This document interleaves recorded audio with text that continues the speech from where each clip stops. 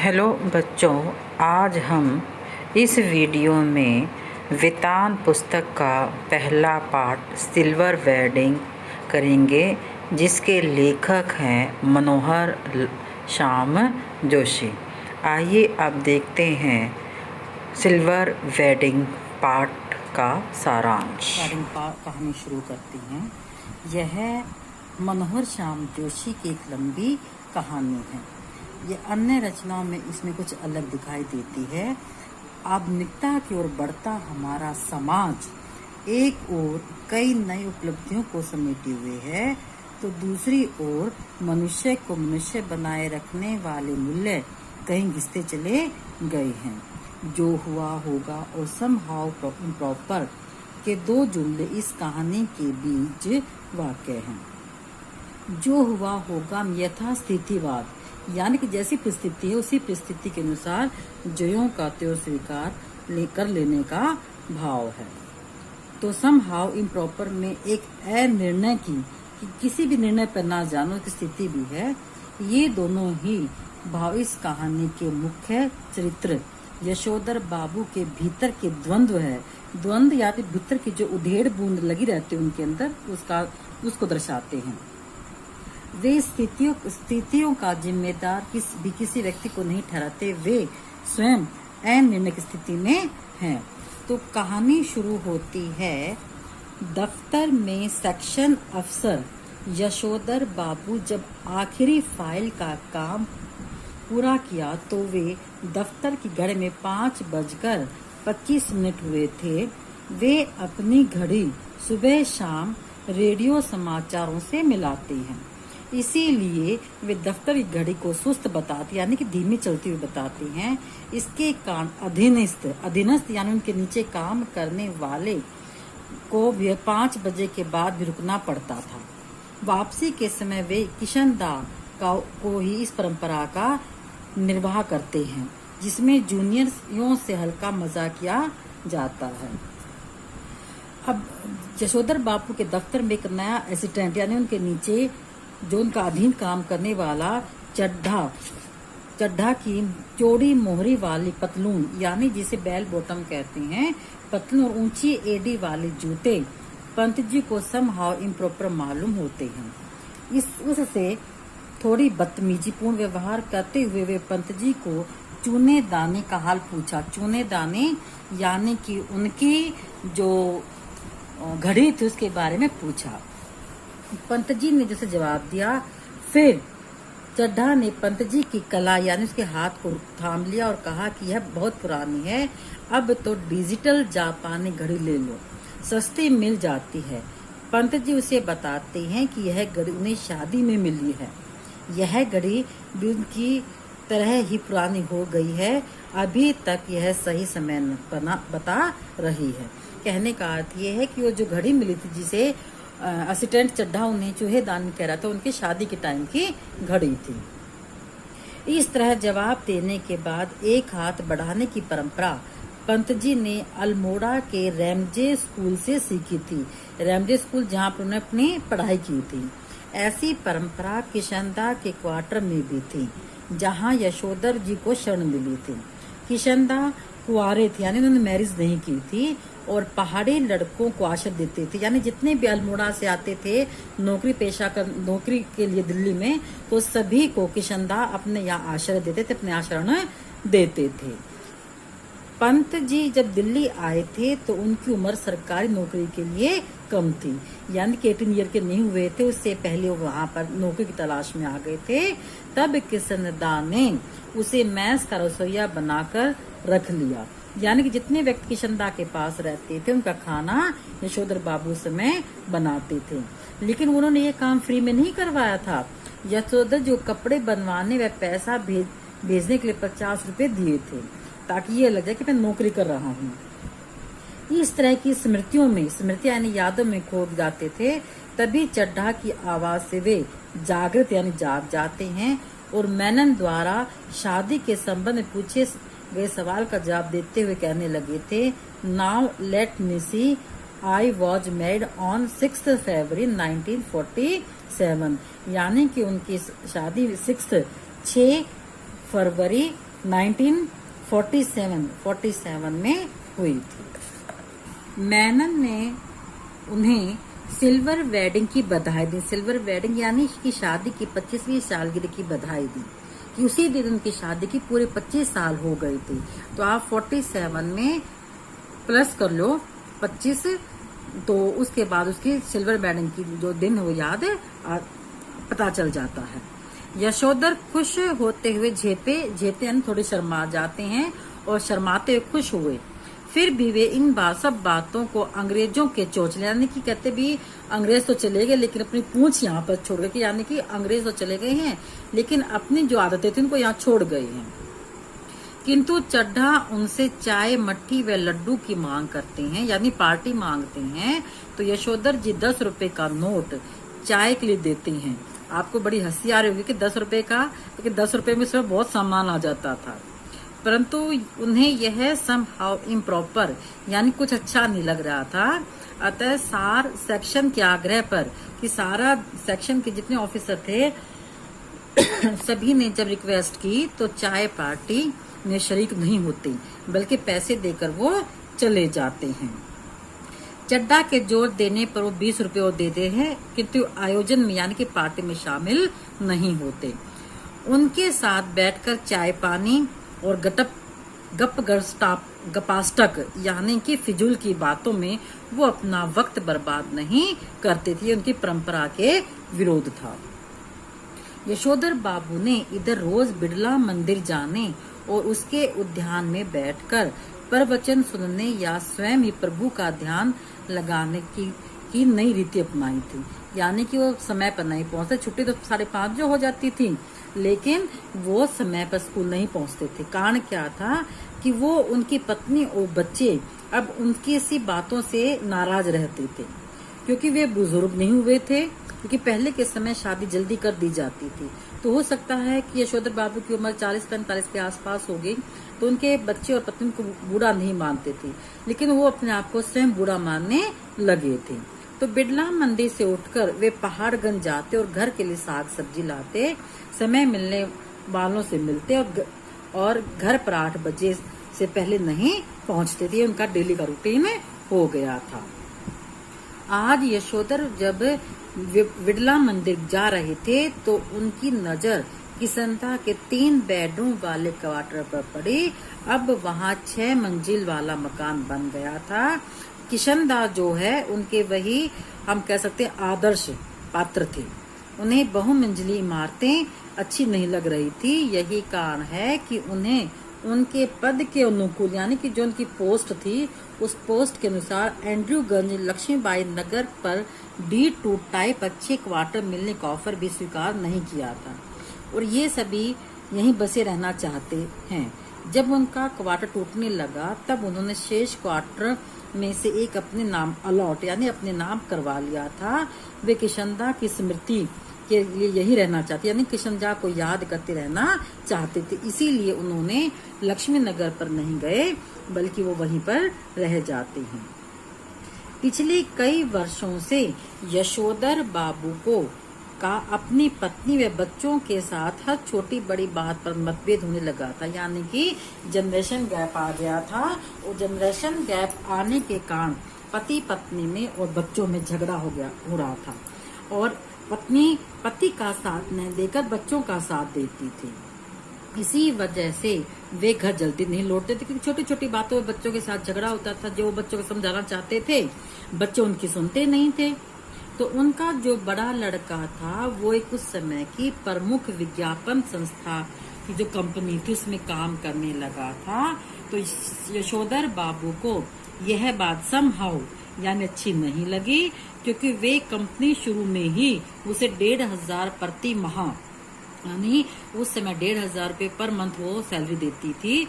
तो उसे कुछ गड़बड़ लग रही थी। गड़बड़ क्यों लग रही थी कि हो सकता है कंपनी खराब हो या फिर वैसे ही डुप्लीकेट हो, तो इसीलिए उसमें इसको लग रहा था। और दूसरा बेटा IAS की तैयारी कर रहा था। उसका एलाइड सर्विसेज में न जाना भी उनको अच्छा नहीं लगता था।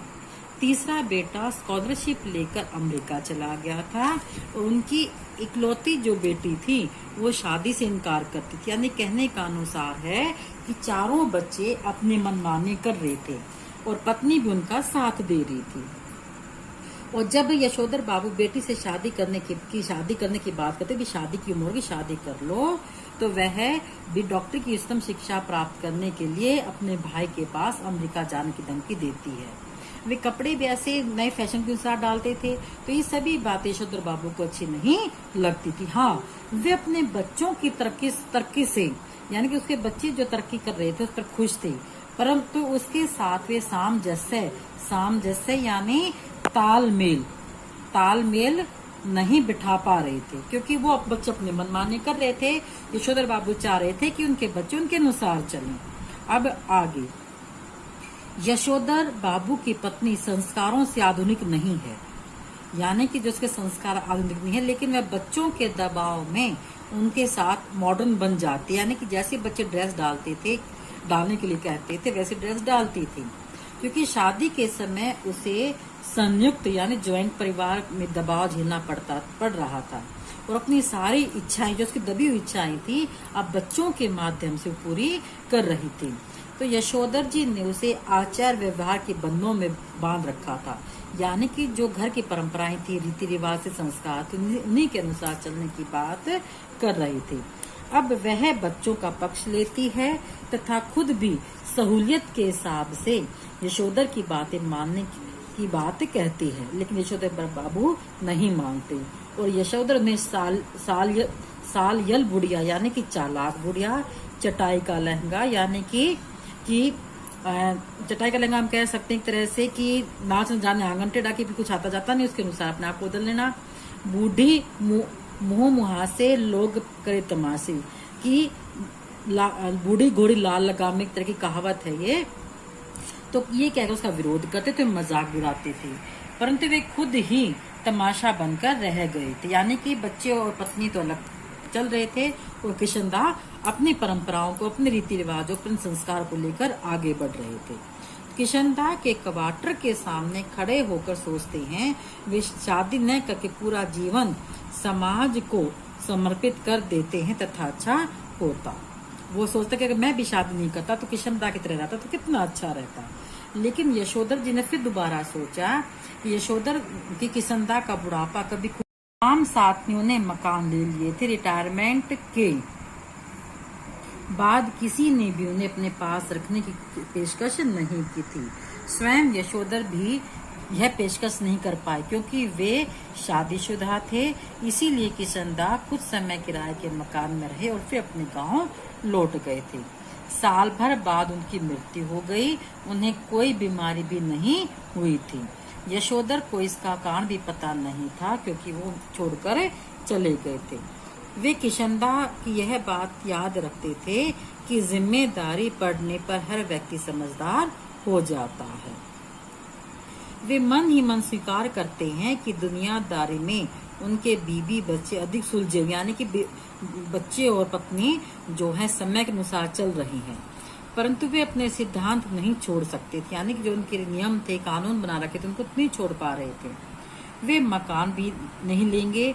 किशनदाह कहते थे कि मूर्ख लोग मकान बनाते हैं, शाने उनमें रहते हैं। रिटायरमेंट होने पर गांव के पुश्तैनी यानी गांव का जो पुराना मकान है वहां चले जाना चाहिए। इतने जो सरकारी क्वार्टर हैं जो सरकार देती रहने के लिए, तो वही रहना चाहिए। वे इस बात को आज भी सही मानते हैं। उन्हें पता है कि गांव का पुश्तैनी घर टूट फूट चुका है तथा उन पर अनेक लोगों का हक है, यानी उसके चाचा ताऊ इत्यादि का हक है। उन्हें लगता है कि रिटायरमेंट से पहले कोई लड़का अगर सरकारी नौकरी में लग जाए, यानी कि तीनों बच्चों में से कोई सा सरकारी नौकरी लग जाए तो क्वार्टर उनके पास रहेगा। ऐसा न होने पर क्या होगा, इसका जवाब उनके पास नहीं होता। अब आज बिड़ला मंदिर के प्रवचनों में उनका मन नहीं लग रहा था।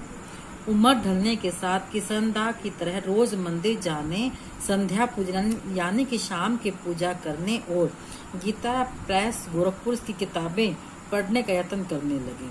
मन के विरोध को भी अपने आप के तर्कों से खत्म नहीं कर, लेकिन मतलब शांति के लिए पूजा पाठ करने जाते हैं, किताबें पढ़ते हैं धार्मिक, लेकिन फिर भी उनके मन को शांति नहीं थी।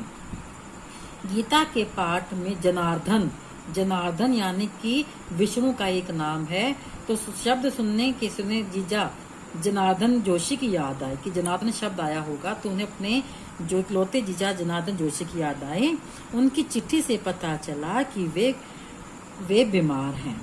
यशोधर बाबू अहमदाबाद जाना चाहते हैं, परंतु पत्नी और बच्चे उसका विरोध करते हैं।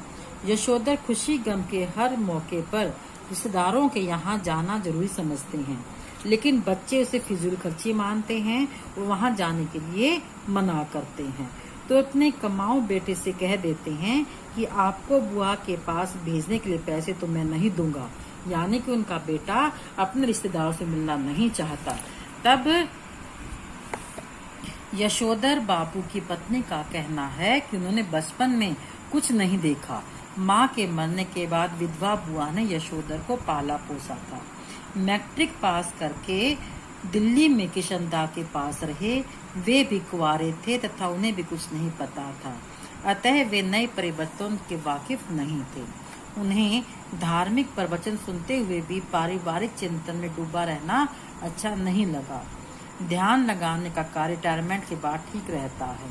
इसी तरह की तमाम बातें यशोधर बाबू पैदाइशी बुजुर्ग वर्ग किशनदा के शब्दों में और उनके ही लहजे में कहा करते थे, यानी कि वो बचपन में माँ पिता की मृत्यु हो गई थी तो विधवा बुआ ने पाला था, उसके बाद वो वहाँ से मतलब परिवार के रीति रिवाज संस्कार उसके इतने नहीं आते थे, और यहाँ भी मैट्रिक यानी 10th क्लास पास करने के बाद वो कुंवारे किशनदा के पास आ गए।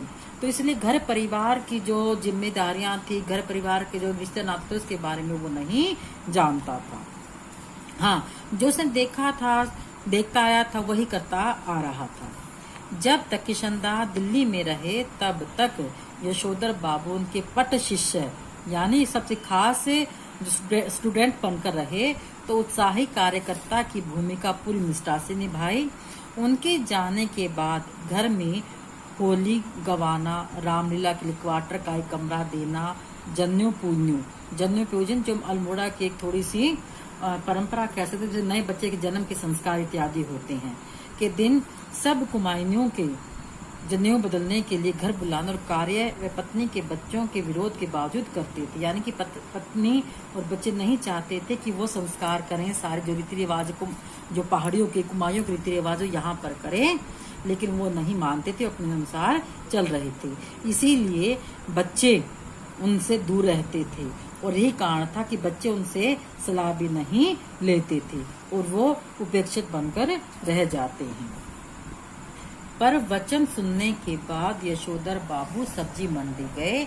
वे चाहते थे कि उनके लड़के घर का सामान खुद लाए, परंतु उनकी आपस की लड़ाई यानी कि लड़ते रहते तो चाहते थे कि बच्चे बड़े हो गए, काम करें, घर का सामान लेकर आए, राशन पानी जितना है लेकर आए, लेकिन बच्चे आप एक साथ से के थे तो आपस में लड़ते रहते थे, तू लेकर आएगा, लड़ाई होती थी।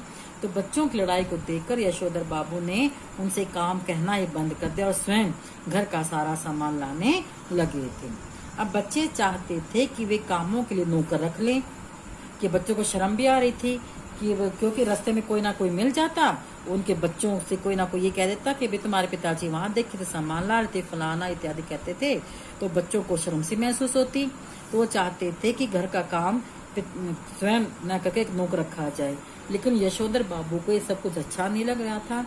उनका बेटा जो कमाऊ बेटा था वो यही कहता है कि ठीक है, आप पैसे नहीं दोगे तो मैं अपनी तनख्वाह मैं दे दूंगा।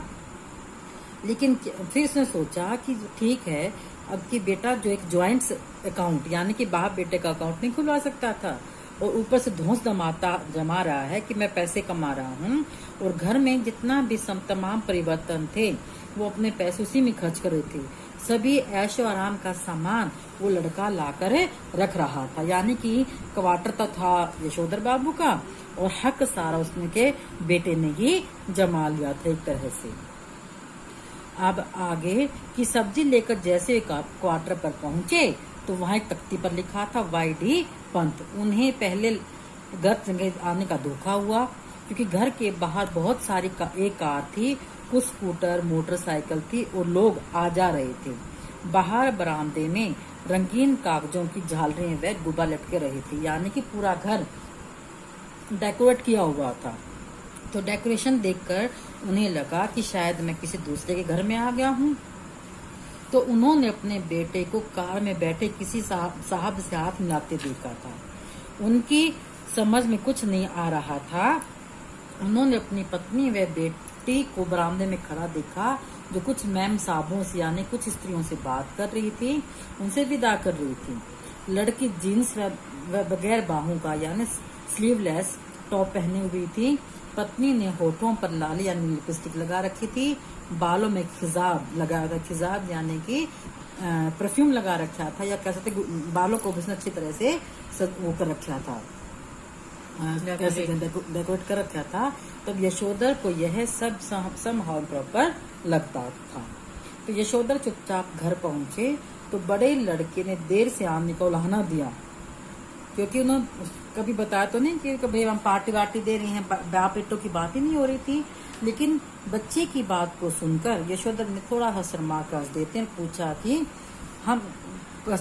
कि हम लोगों के यहाँ सिल्वर वेडिंग पार्टी कब से होने लगी है। तो यशोधर के दूर के भांजे ने कहा, जब से तुम्हारा बेटा 1500 महीने कमाने लगा है तब से। यानी कि एक तरह से उसने एक टोंट भी कसा उनके ऊपर और मजाक का मजाक हो गया, और ये भी दिखा दे कि भाई तुम्हारे बच्चे इतने तरक्की कर रहे हैं। यशोधर को अपनी सिल्वर वेडिंग की यह पार्टी अच्छी नहीं लगी। उन्हें मलाल था, दुख था कि सुबह अगर ऑफिस जाते समय किसी ने उन्हें इस आयोजन यानी कि पार्टी के बारे में चर्चा की होती, तो उनके पुत्र भूषण, जो उनका बड़ा लड़का था, ने जब अपने मित्रों सहयोगियों से यशोधर बाबू का परिचय यानी कि इंट्रोडक्शन करवाया, तो उस समय उन्हें प्रयास किया कि भले वे संस्कारिक कुमायूनी हैं तथा भी विलायती रीति रिवाज की अच्छी तरह से परिचित होने का एहसास कराएं। यानी कि वो है तो पहाड़ी, लेकिन जो विलायत यानी जो विदेशी रीति रिवाज संस्कार हैं उसमें भी वो पूरी तरह से निपुण है। बच्चों के आग्रह पर यशोधर बाबू अपनी शादी की सालगिरह पर केक काटने के स्थान पर जाकर खड़े हो जाते हैं। तभी बेटी के कहने पर उन्होंने केक भी काट दिया, जबकि उन्होंने कहा somehow don't like all this, कि मुझे ये सब कुछ पसंद नहीं, अच्छा नहीं लग रहा है। परंतु उन्होंने केक नहीं खाया क्योंकि उसमें अंडा होता है। जब अधिक आग्रह किया तो उन्हें संध्या न करने का बहाना बनाया कि मैंने भी पूजा पाठ नहीं किया और पूजा पाठ करने से पहले मैं कुछ नहीं खाता, और वो पूजा करने के लिए चले जाते हैं। आज उन्होंने पूजा पाठ करने में देर लगाई ताकि अधिक से अधिक मेहमान चले जाएं। यहाँ भी उन्होंने किशनदा दिखाई दी, यानी कि वो मन में जो सोच रहे थे, बार बार ऐसा लग रहा था कि जैसे किशनदा उनके सामने खड़े हों, जो उनके आदर्श पात्र हैं। उन्होंने पूछा कि जो हुआ होगा से आप कैसे मर गए। किशनदा कह रहे थे कि भाऊ, सभी जन इसी जो हुआ होगा से ही मरते हैं। भाव यानी भाई, कि जो हुआ होगा कि भाई पता नहीं कैसे क्या हो जाता, कुछ पता नहीं चलता, चाहे वह ब्रह्मचारी हो या ग्रस्त हो, अमीर हो गरीब हो, शुरू में सब आखिरी में अकेले आते हैं और अकेले ही जाते हैं। तो यशोधर बाबू को लगता है कि किशनदा आज भी उनका मार्गदर्शन करने में सक्षम है, यानी कि वो उनको सही रास्ता दिखा रहे हैं, और यह बताने में भी कि कहीं मेरे बीवी बच्चे जो कुछ कर रहे हैं उनके विषय में मेरा रवैया क्या होना चाहिए। किशनदा अकेलेपन का राग अलाप रहे थे। उनका मानना था कि यह सब माया है, यानी कि घर परिवार बसाना तो मोह माया है। जो भूषण आज इतना उछल रहा है वह भी किसी दिन इतना अकेला हो जाएगा कि जितना कि आज तू कर रहा है। यानी कि आज किशनदा भी अकेले गए, यशोधर बाबू अकेले हैं कि आज ये भूषण जो उनका बड़ा बेटा है अपने पैसे के बल पर उछल रहा है, तो एक समय ऐसा आएगा कि जब ये तुम्हारी उम्र का हो जाएगा तब इसी तरह से अकेला रह जाएगा। तो इसी बीच यशोधर बाबू की पत्नी आकर उन्हें थोड़ा सा झड़कती है, गुस्से से कहती कि पूछा कि आज पूजा में ही बैठे रहोगे या उठोगे भी। तो मेहमानों के जाने की बात सुनकर वे लाल गमछे में यानी कि रेड कलर का जो हल्का सा टॉवल था उसे बांधकर बैठक में यानी ड्राइंग रूम में आ जाते हैं। बच्चे इस परंपरा के खिलाफ थे। यानी कि बच्चे चाहते हैं उनके पिता टिप टॉप रहे, अच्छी तरह से बनकर, जैसे वो बनकर रहते हैं, लेकिन वो उनके अनुसार नहीं चल रहे थे। तो उनकी बेटी इस बात पर बहुत झल्ला यानी गुस्सा करती है। टेबल पर रखे जितने भी प्रेजेंट थे यानी जितने भी उपहार थे खोलने की बात कहती है। भूषण उनको खोलता है, उसमें एक ऊनी ड्रेसिंग गाउन होता है कि सुबह बाथरूम गाउन भी उसे कहते कि नहाने के बाद जो लॉन्ग सा एक कोट पहना जाता है। तो सुबह दूध लाने के समय आप फटा हुआ पुलोवर पहन कर चले जाते हैं, पुलोवर यानी स्वेटर पहन कर चले जाते हैं, बुरा लगता है। बेटी ने पिता को कुर्ता पाजामा लाकर दिया था और कहा कि इसके ऊपर गाउन पहनकर आप दूध लेने के लिए जाएं। बच्चों के आग्रह पर वे, या कि जब बच्चों ने थोड़ा सा कहा तो उन्होंने गाउन पहन लिया, लेकिन उनकी आंखों की कोर यानी कि आंखों की जो लास्ट जो किनारे होते हैं तो वहां पर जरा सी नमी आ गई थी। अब यह कठिन था कि उनकी भूषण ने, जिनके बेटे ने जो बात कही थी कि आप इसे पहनकर दूध लेने जाया करें, स्वयं दूध लाने की बात नहीं कही थी। यानी कि वो चाह रहे थे कि बेटा ये कहेगा कि अब आप बूढ़े हो चुके हैं, घर का काम हम कर लेंगे, लेकिन बेटे ने ऐसा नहीं कहा। उसने तो ये कहा कि आप दूध लेने जाया करो इसे पहनकर। तो कहने का अर्थ ये है कि यशोधर बाबू, जबकि 3 बेटे थे, बेटी थी, पत्नी थी, घरा पूरा परिवार था, लेकिन फिर भी वो अकेले थे।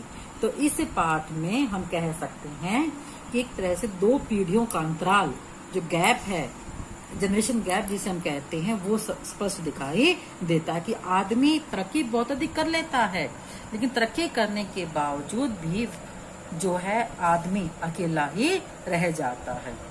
अब इसके बाद हम इस पाठ के जो MCQs हैं यानी बहुविकल्पीय प्रश्नोत्तर करेंगे।